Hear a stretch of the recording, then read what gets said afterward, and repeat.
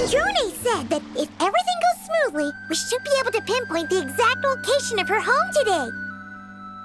Let's head to the winglet and meet up with her.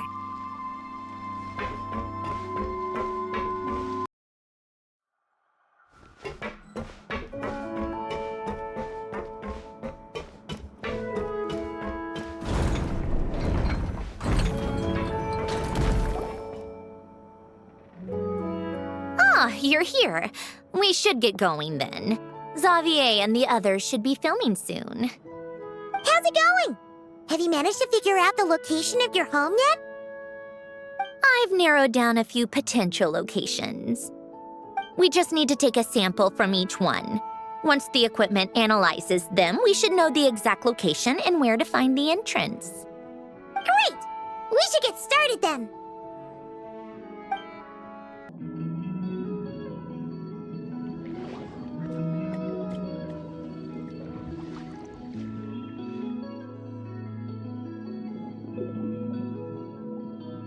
All right, let's get a move on.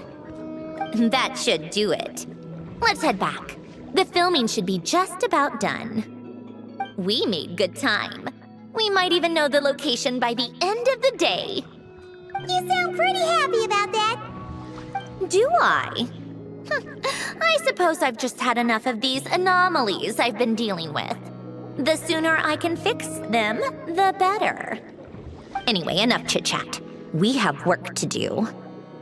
Oh, but let's head in through the side door. I don't want to run into the crew on the deck.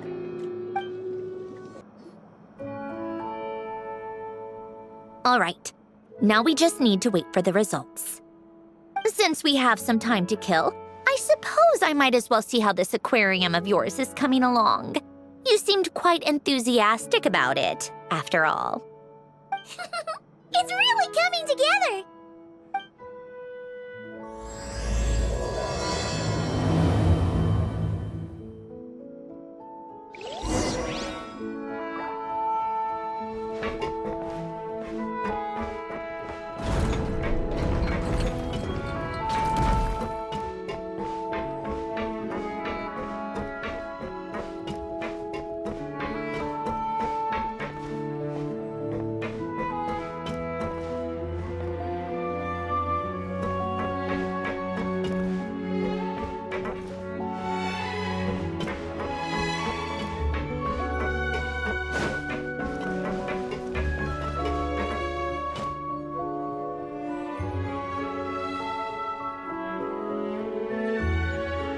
Oh, kind of impressive, actually.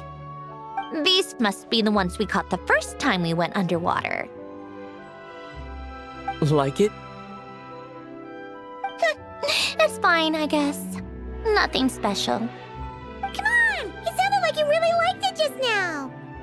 You're that proud of it? Is this a sense of accomplishment or something? Well, yeah. And it's pretty. You know it's gonna be gone soon, though, right? What do you mean? After the festival, this ship will be returned to the fortress of Meropide, and this aquarium will be no more. So? So, no matter how much work you put into this place, once the festival is over, it's all just going to disappear. But not making the most of it when we have the chance is an even bigger waste. But if you know it's all going to be gone one day, why even bother? Well, because... Because you still get to keep the things you gain along the way. And those are things that can never be replaced. Doesn't that make losing them even harder? Well, if you put it like that...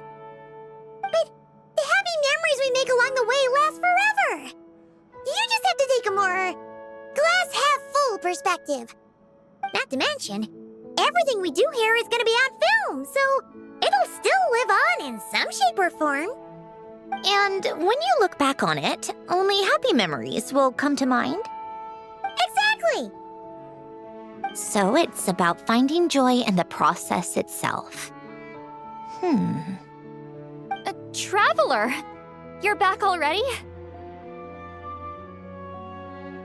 What's wrong with that? You say that like it's terrible news or something. How did you get here? I didn't see you on the deck. Oh, never mind. We need to help Miss Guillotin hide ASAP. The crew is heading over here to shoot any second. What? They should be done by now. There was a mishap earlier that cost them some time. I was waiting on deck so I could warn you the minute you showed up. Anyway, you should head back to the captain's cabin right away. They're gonna be here any minute now. Ugh, finally!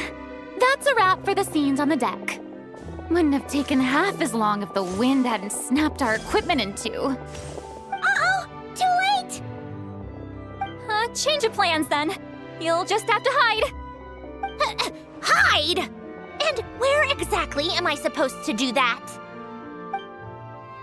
Oh, there's a box over there! You can get in that! Huh? You expect me to... Do I need my makeup done for the next scene too? For the love of... Let me see. Maybe just a quick touch-up. Huh? Traveler and Paimon? What are you doing here? I thought you took the day off to take care of something. Huh? Oh, well, it didn't take as long as we were expecting, so we came back early. What about you guys? You're still not done shooting for the day? No, we ran into an issue that, set us back. It meant Miss Charlotte's crew wasn't able to wrap either. We both still have scenes to shoot in this aquarium. Oh, that's not ideal. For several reasons. Let us help then. The sooner we wrap, the sooner everyone can get some rest. All right. Thanks, you two. Miss Charlotte's crew can go first then. If I'm not mistaken, you still have a night shoot later. Thanks, Director Farina! Of course. Fellow artists should help each other out where we can. Agreed. Well then, camera, lights, get set up. Actors, give your lines a quick once-over. Let's try to get this in one take. All right, places, everyone! And 3, 2, 1, action! So, the story ends like this. But when Duke Saint Germanus departed, he clearly said that everything was beyond redemption. Huh? That sounds familiar. Wait, it's from that novel I came across while researching the numerological array. He's only a genius when it comes to mechanics, and everything else, he's just an ordinary person. Huh? What was that noise? Whatever, I'll just fix it in post. Miss Jacoba, please don't speak as if I were the accomplice. Not so hard. This box isn't sturdy enough for that. This is why I keep saying, don't put too much trust in Clockwork Mecha. Unlike humans, machines don't have a heart. A heart? That's right. It's what's on the inside. It's also referred to as someone's soul, or likened to free will.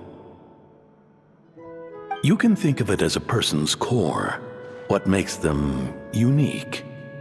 In general, though, people don't believe machines are capable of having a soul. You said my emotion module was faultless.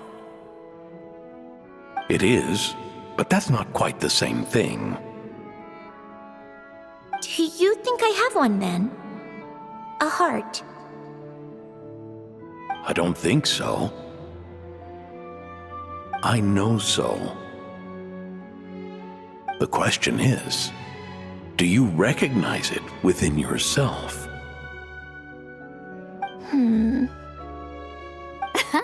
That's where you're wrong. can't believe this. Forcing me to hide in a box and listen to this drivel. Me. In the end, clocks tick through tranquil years. Fish swim in crystalline springs. No matter how grand a dream is, it will fade away like this. Forlorn, wordless, silent. And cut. That was a long one. What did you think? If she makes them do another take, I'm going to flip a lid. And not just the one to this box. Well, there were some weird audio things going on, but acting-wise, it was great. It's a keeper. Perfect! That means I can get out of this box. it's our turn. Camera operator, set up for the next scene.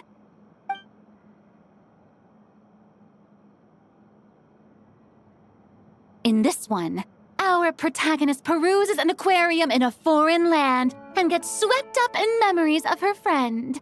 So, in terms of lighting, that's the vibe we're going for. Got that? Shoot. Paimon thought there'd be a break and Sandrone could slip away. What are we gonna do now?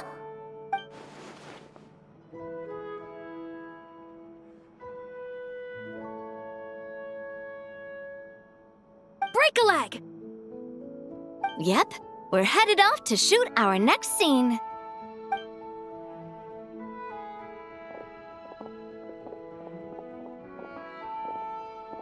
All right, quiet on set!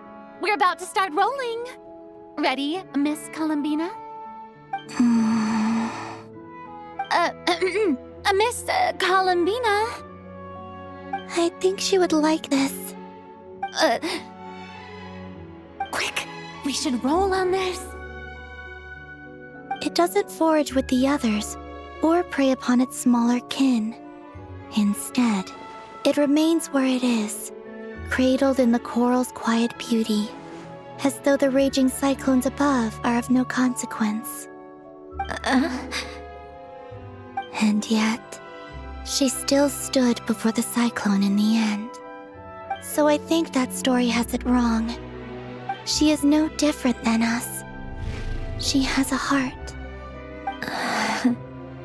Columbina.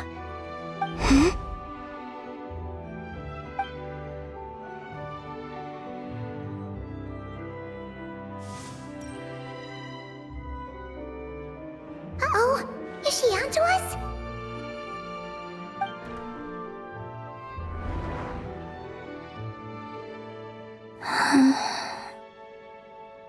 What is she doing? Cut! You okay, Columbina?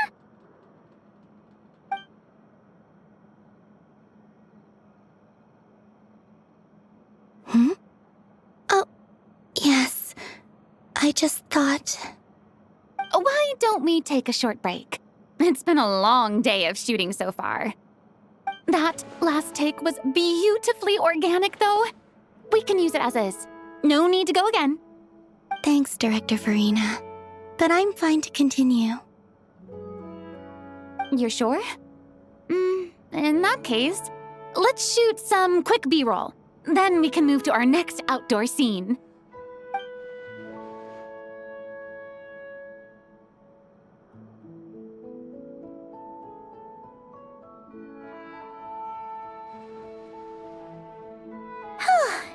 We're in the clear this time.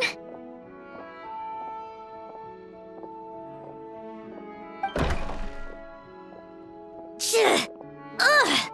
Absolutely suffocating.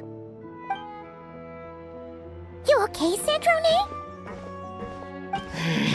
Right as rain. Come on, let's go check the test results. It's time for me to go home.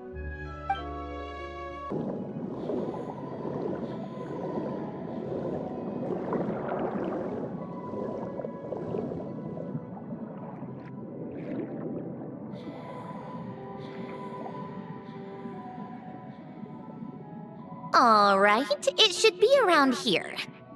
Give me some space. I'll activate the water insulating mechanism.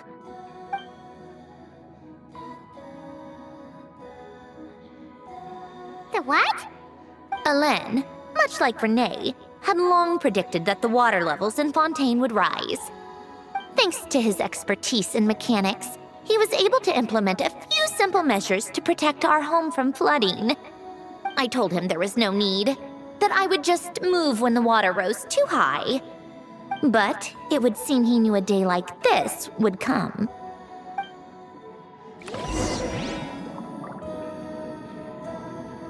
All right, the silt has been cleared away.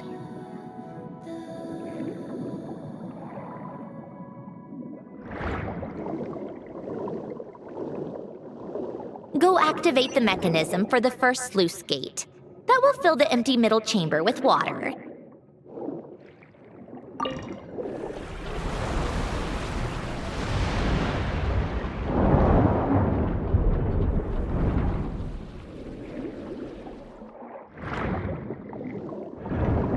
All right, now turn on the drainage mechanism in front of the second sluice gate, and this chamber will become empty once again.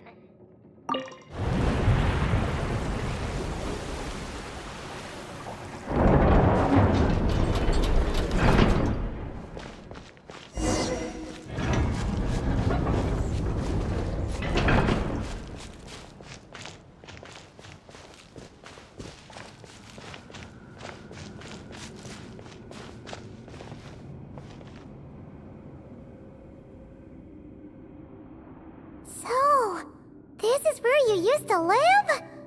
It's beautiful! There's even a garden! Back when I lived here, it was my job to tend to the potted plants and flower beds. Still growing strong even after all this time. Who would have thought? If the weather was nice, I would take Alain out in his wheelchair and we would go for a walk. Before long, we started bringing Polonia along too. Come to think of it, I was the only one who could get around easily back then. Polonia always got stuck at some point, and it was up to me to launch a rescue mission. Happy? I suppose they were. Uneventful, but pleasant. Repetitive, but peaceful. It was like living in a world where time didn't exist. Of course, that was all just an illusion. Death still awaits all of us at the end. Oh. All right, enough standing around. Let's head inside.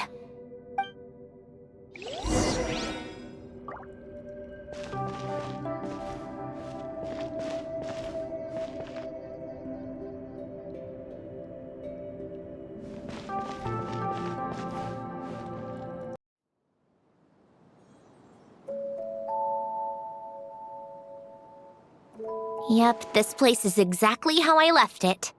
Nothing has changed. What is it? Huh? How did you get... Oh, Arlecchino gave it to you, didn't she? And you... read the whole thing. Just so you know, a lot of that was written a long time ago. At that very desk, to be exact. Anyway, since you've already read it, you should just hold on to it. I can always start a new one.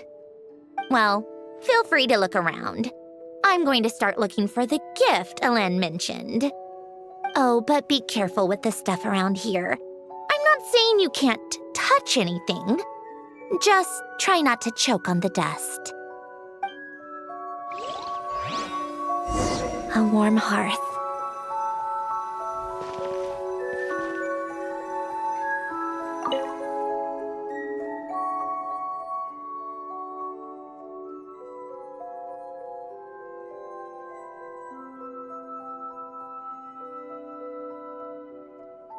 Oh, these are some of Alain's drafts from his later years. Just casual doodles, really. And these are just some unimportant letters. I couldn't be bothered to sort through them before I left.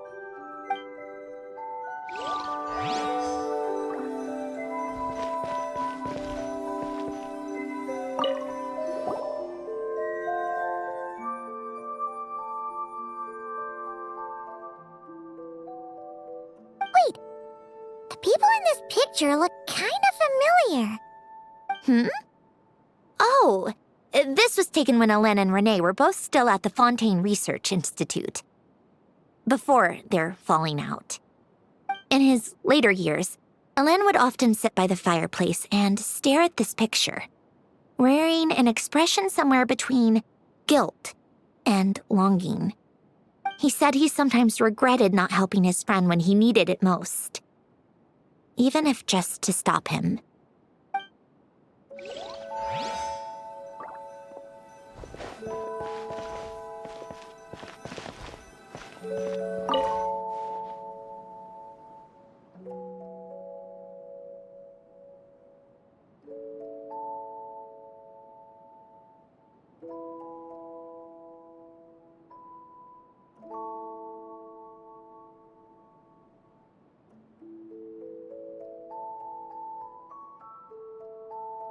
Oh, I played with these when I was little.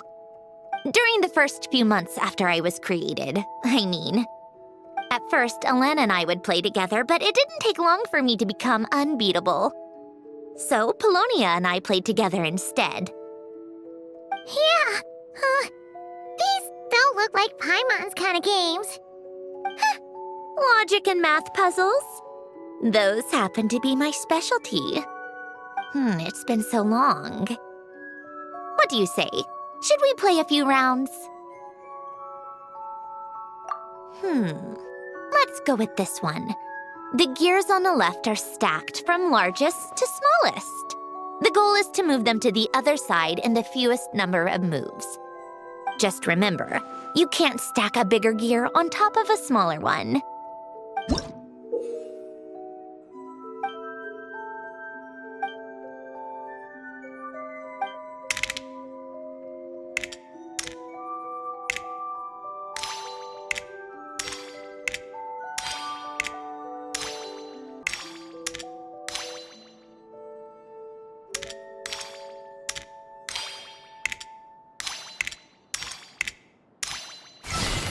Looks like it took you a few extra moves. My first attempt was the same. You'll get better with practice. Well, what did you think of the game? You showed quite a bit of promise, too. We should do this again sometime. There are other puzzles we could try.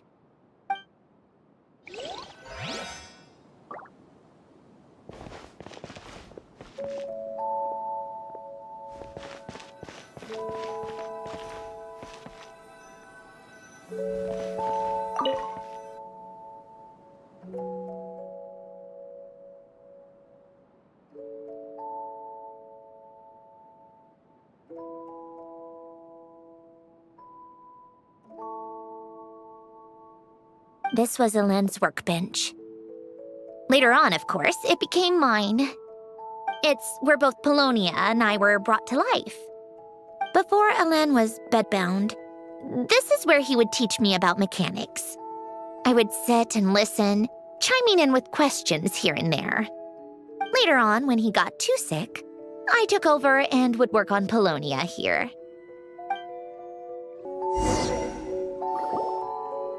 Wow! This house is filled with so many memories!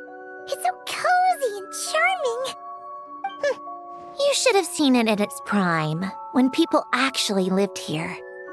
A lit fireplace, a steaming cup of coffee.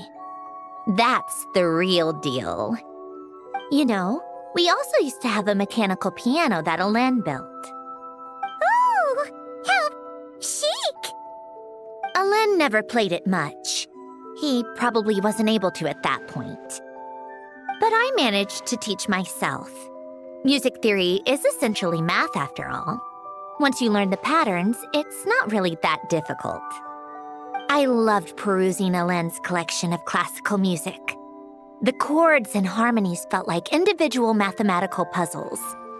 It was fascinating, so I did some composing as well. But as Hélène continued to deteriorate, even the sound of music began to grate on his nerves. So I got rid of the piano. Aww. Back then, I assumed a piano was like an ordinary clothing rack, place in every home and easily replaceable. It was only after I left that I realized how hard a good piano is to find. Enough about that. Alin's gift should be just in here. The only things undisturbed before I left were a few of his personal belongings.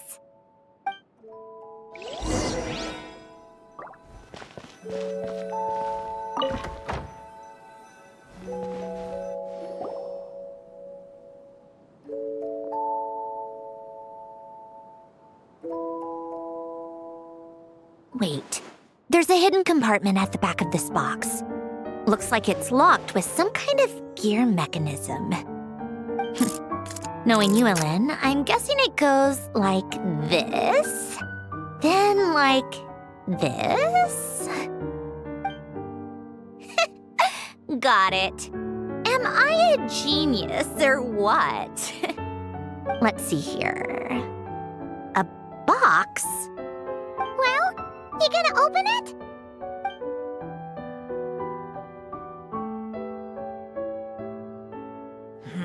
It's heavier than I was expecting.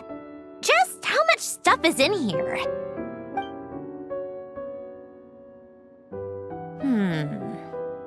A letter? And a bunch of junk underneath it. None of it seems that important. Wait a second. This should be it. A cube? It's a multi-dimensional algorithmic core. Alin would use it to store information. Only Polonia and I have access. All right, I'll start looking into the core and the letter. Feel free to go through the rest of the stuff and see if there's anything useful.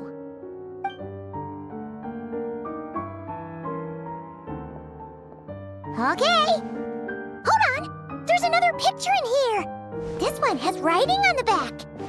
A snapshot of you playing among the plants shortly after you were born. You seem to like these flowers a lot.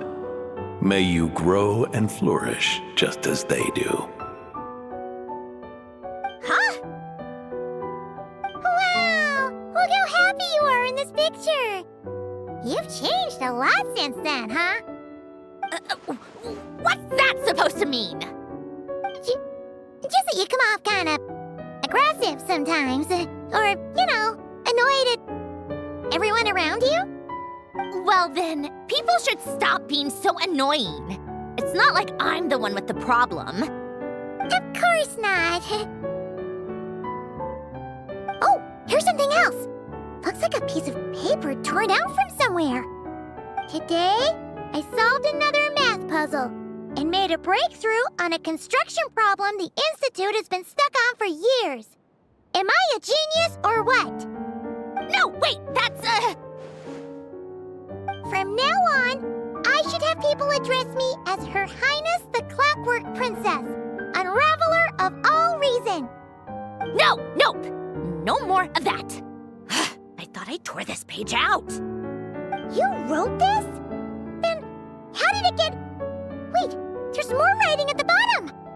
You seem to have developed a distaste for this particular entry, considering I found it in the trash. I'm sorry, but I could not help but hold on to it. Forgive me. Alin! Don't be embarrassed. Everyone goes through a phase like that. Nonsense! I wasn't even the one who wrote that. It must have been Polonia. That's enough. I told you it was Polonia. You know what? We're done with this. No more rifling around in the box. Just put it down and let me read the letter. To my little clockwork princess.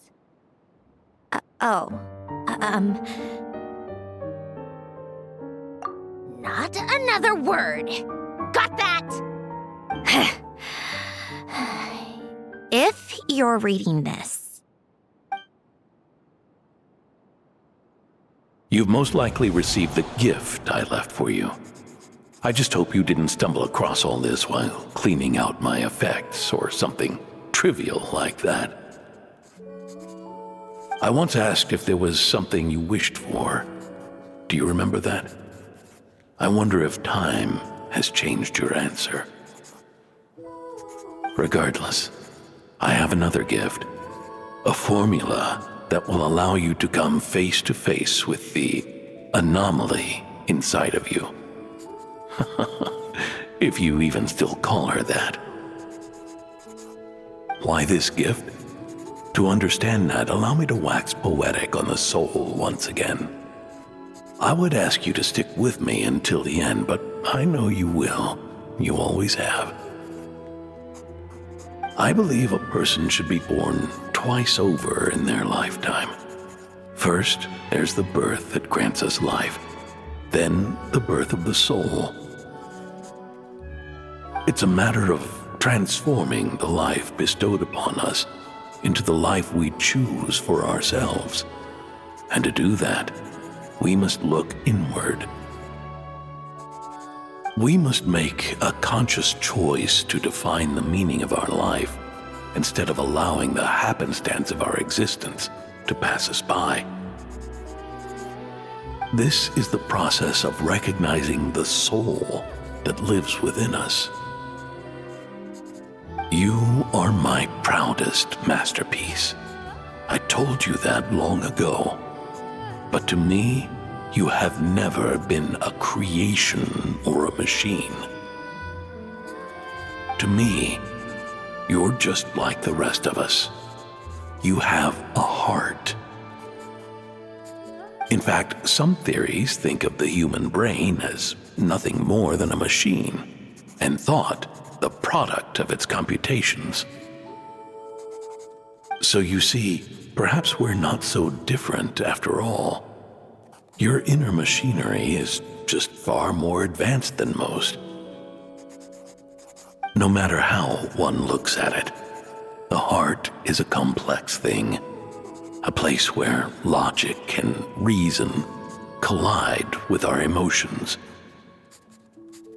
Your computational capacity allowed you to become sentient and develop logical reasoning. But it also granted you something that, on the surface, might seem contradictory. Emotion. Emotions and logic often clash with each other, and those instances of discord can accumulate over time. That is the source of what you refer to as the anomalies within you. As you told me once, you've always known what you don't want, yet you've never wished for anything in particular. Similar to how a blind person can feel when a part of their body is in pain without being able to fully visualize its form, such is your relationship with your soul. So, what I leave you now is this: a formula that will allow you to see the shape of your soul. For if you want to protect your heart, you must first be able to recognize it within yourself. Of course. Whether you use it is entirely up to you. You are, and always have been, free to do as you wish. Regardless, whether by my formula or some other means, I trust you will know your heart one day. You always were a fast learner, and the smartest person I've ever known. Ellen. Oh.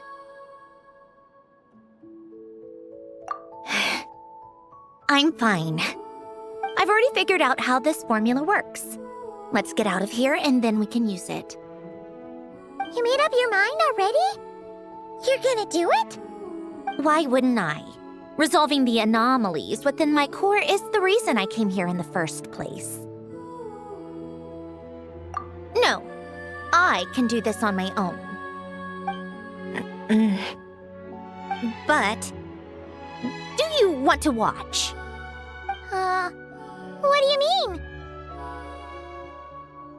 already know what anomaly I need to resolve. Like Alen said, she's an amalgamation of all the times my logic algorithms have clashed with my emotions. And by resolve, you mean that literally, or...? Yes. But if you, let us in like that, wouldn't that mean letting us see a bunch of your, inner thoughts and secrets? If what Alen said is true, then I'm about to be... born anew, or whatever. This is your chance to be lucky enough to witness it. Besides, you already read my whole diary. When it comes to keeping my innermost thoughts to myself, well, I think that ship has sailed. You're really sure about this? How many times do I have to say it? I finally let you in as... friends, and you want to question it. I'm not gonna offer a second time. Enough with the mushy stuff. Just follow me.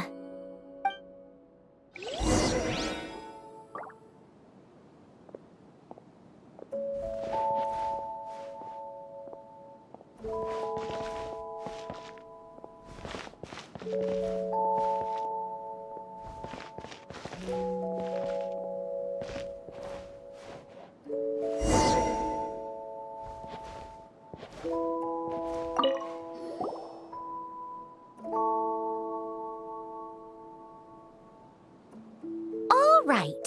With the numerological array, I can construct a simple formula that will allow you to experience what I see and hear in real time. Oh, just like St. Lolly's sense-sharing technique. Been there, done that. Huh. Sounds like that shaman has some tricks up her sleeve. The arcane and the mathematical are both fundamental laws of this world. Being able to achieve a similar result through both isn't surprising. Anyway, let's get this show on the road. But no comments from the peanut gallery, okay? I know I offered, but I still don't want any interruptions.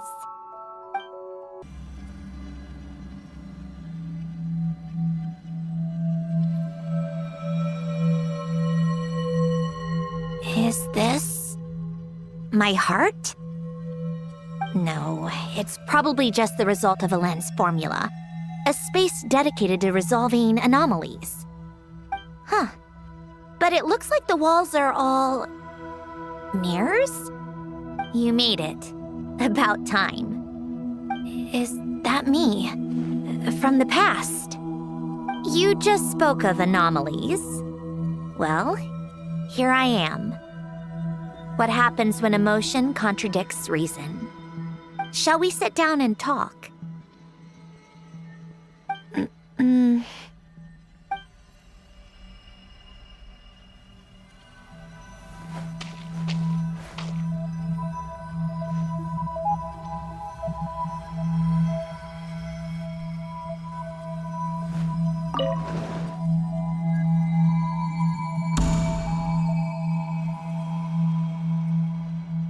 That should do it. Hello? My name is Alen Guillotin. Can you hear me? Brings back memories, doesn't it? The time we spent here. Here. I want you to have this. A notebook? You can use it to write things down. I don't need to write things down. I have unlimited memory. Even so, some things are more important than others, right? You can use it to write about the things that matter. So you wish me to carry out a basic priority sorting operation? I suppose you can think of it like that for now. But journaling is also an act of finding oneself. Much like we use wooden stakes to guide a plant to grow in a certain manner, what we choose to write down gives the soul much-needed direction. In the act of choosing what to forget and what to hold on to, we decide what kind of person we want to become. I don't understand. Like I said earlier, I don't need something like this. This is where we were born. where our life began. Mornings of tending to the garden. Afternoons spent cleaning, reading, or studying. Evenings of cozying up by the fire, listening to Alen share stories about his past. Alen, What is it? what are you drinking? Oh, this? It's coffee. It, makes me more productive. I want to try it. Oh, okay. Here.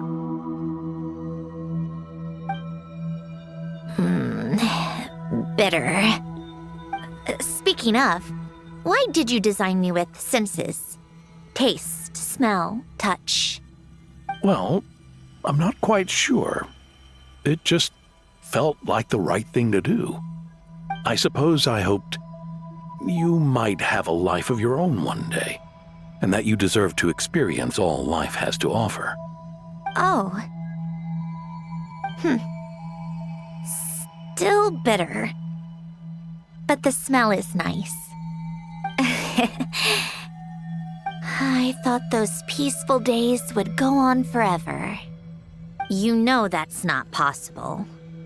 Maybe. But how was I supposed to know the end was just around the corner? That was just bad luck. Was it? Well, it certainly became a pattern, now didn't it?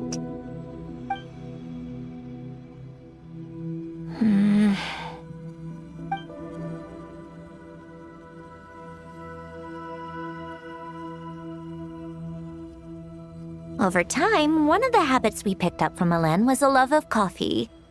We even took to hosting tea parties. A machine acting like a human. Kind of laughable, right?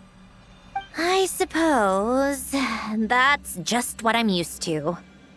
Yeah, that's just what we're used to. Hey, this place isn't half bad. Great spot for a party. More and more people seem to be showing up to my tea parties uninvited. Anyone care to explain? Can you blame me? I saw Columbina leading Capitano somewhere, and I had to see what that was about. I had simply asked Columbina where I might find Arlecchino. I have business to discuss with her, and Columbina suggested looking here. Tartaglia and I were unaware that this was a private gathering. Apologies for the intrusion. It won't be for long. Whatever. Just add it to the list of annoying things that have happened today. What's one more? Since you're here, you might as well stay for a cup of tea. See? Told you she wouldn't mind. Much obliged, Sandrone. Well, look who we have here. Good thing I brought extra desserts. This has turned into quite the occasion. Capitano, I was just about to go find you. Pardon the intrusion. Rest assured, I won't sully your gathering with talk of work. We can have our discussion later. Spoken like a true gentleman. A certain unmannered 11th seat could learn a thing or two. You know, you really should start being nicer to me, Rosaline. Or I might just snatch that 8th seat right out from under you. I'd like to see you try. If you're gonna fight, take it outside. The only mess I plan on cleaning up is tea-related.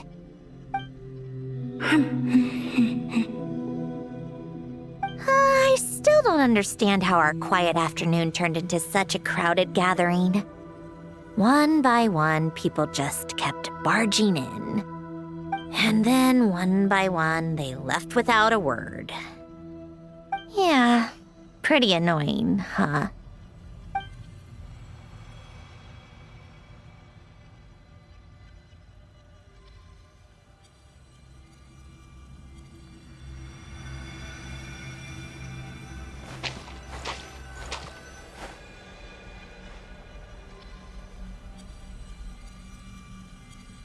Of all my days with the Fatui, the times I spent with you, Arlecchino, and Rosaline, they were my favorite.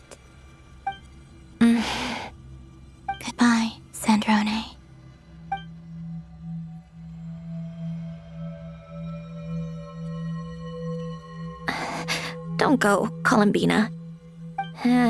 We should have just said that. Why didn't we? If we had, would the story have had a different ending? She couldn't stay. There was no future for her here. She would have just faded away. You're right. I suppose that's why you call me an anomaly. Every time you make a decision, there's a voice inside your heart. My voice, asking to contradict all logic and reason. Why didn't we make her stay? Is it worse to fight for something just to lose it? Or not to have fought at all? Don't you find it unfair? One by one, we keep losing the things we care about the most. But in the end, whether I want to fight for something or cry over all we've lost, you just push it down and pretend not to hear.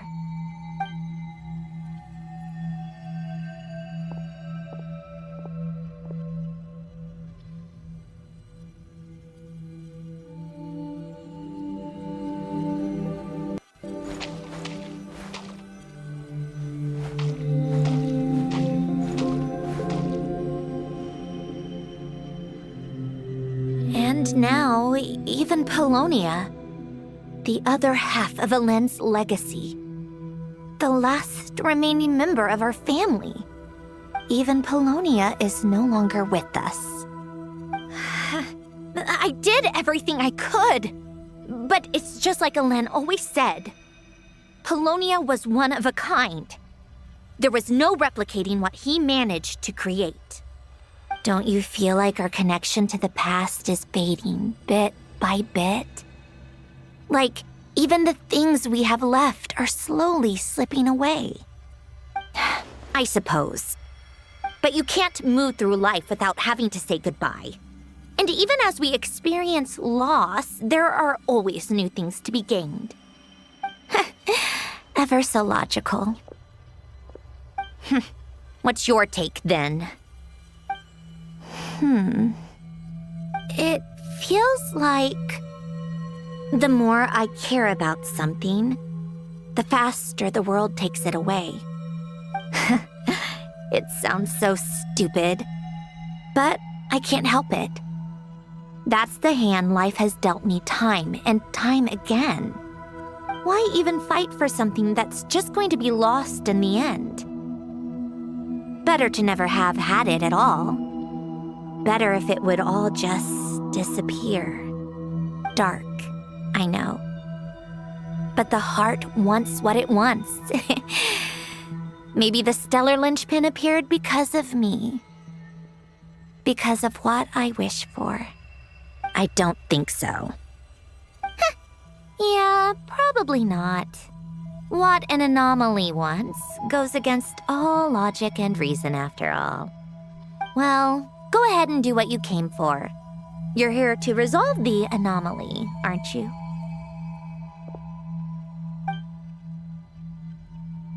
Yes.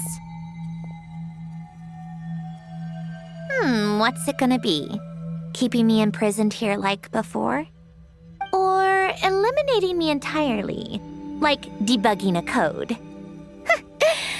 That might actually be a mercy. I don't care. I just don't want to experience the pain of loss ever again. Go ahead. I'm ready.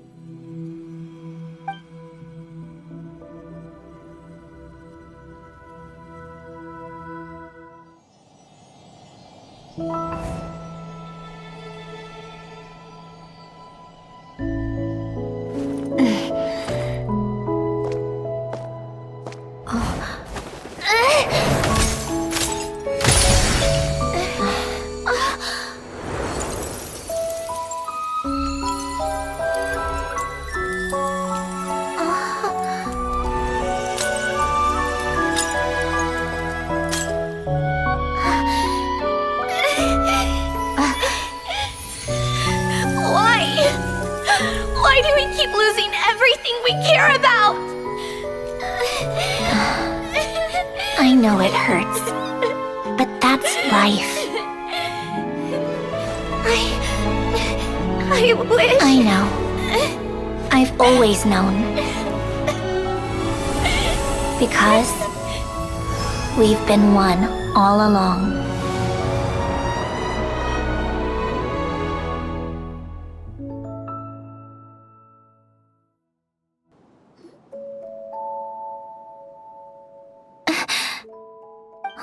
Sandrone! I'm fine. It's okay to cry, you know.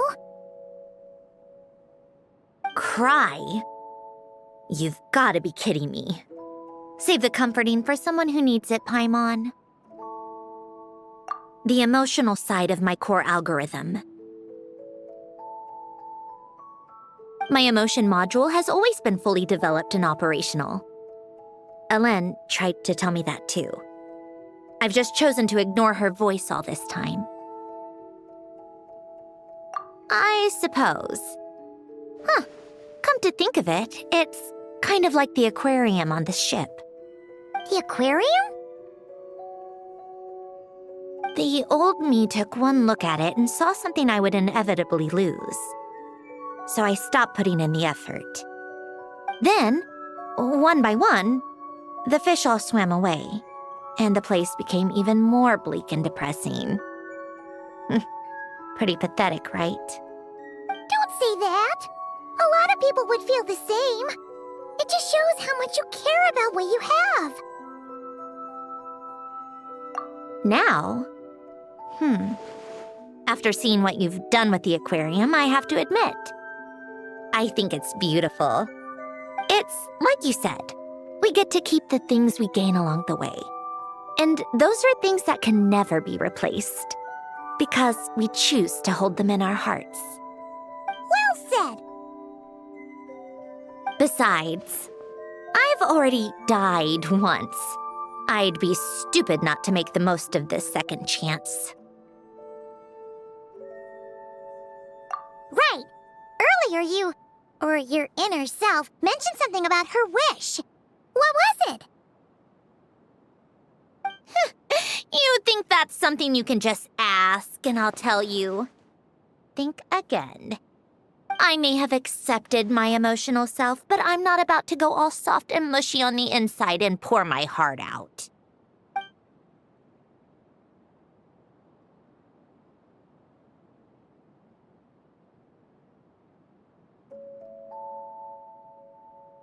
That said, taking a step in the right direction couldn't hurt. Starting with cleaning some old aquarium tanks of my own. Huh? Metaphorically speaking, I mean. Come on, let's head back to the ship. I need to talk to that shaman. Huh? Resentful lost souls? You couldn't get comfortable sleeping near the Opera Epicles, right? Well, I bet that's why. The Fountain of Lucine is where all the water in Fontaine gathers. So that's where the emotions within the water converge as well. Hold on. If it's souls we're dealing with, feeling uncomfortable should have been just the beginning. I should have been able to hear their voices or something. And under normal circumstances, I'm sure someone of your talents would have.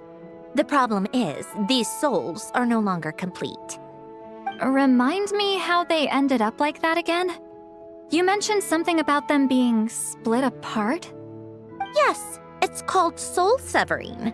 Renee of the Nartsitzenkreuz Ordo came up with it.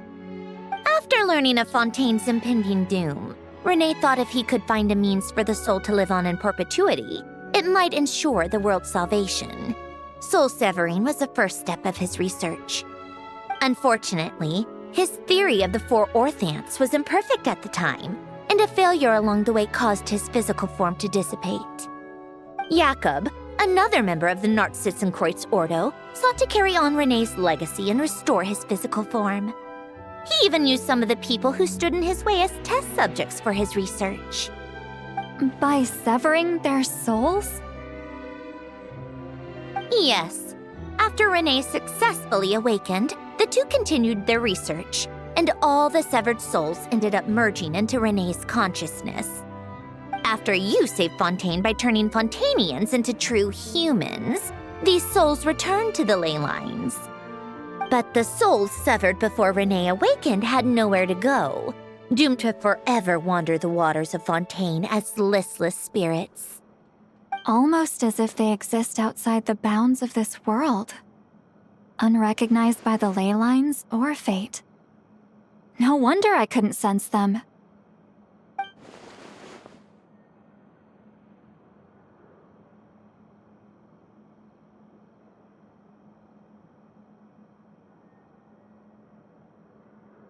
Not only that, but over time, they began to fuse with other entities. Their inner resentment lured in all sorts of evil beings, which corrupted and defiled them into nothing more than accumulations of filth. But the full transformation must have been recent. Otherwise, the Udex surely would have noticed. Wait, no, he must know already. That would explain the underwater Melazine patrols. No wonder I kept running into officers from the Mara Chaussee Phantom earlier. In that case, let's go find Nervalette and we can sort it out together. No, not just yet. Why not? For one, the diplomatic castle alone would be a nightmare. Even though I haven't reported back to Snezhnaya yet, I'm not planning to leave the Fatui anytime soon. Besides, with me here, success is a done deal. Involving other people would just complicate things. All I need is for Miss Seatlolly to help pinpoint the location of this monstrosity. Think you can do it? With my eyes closed. This is what I do.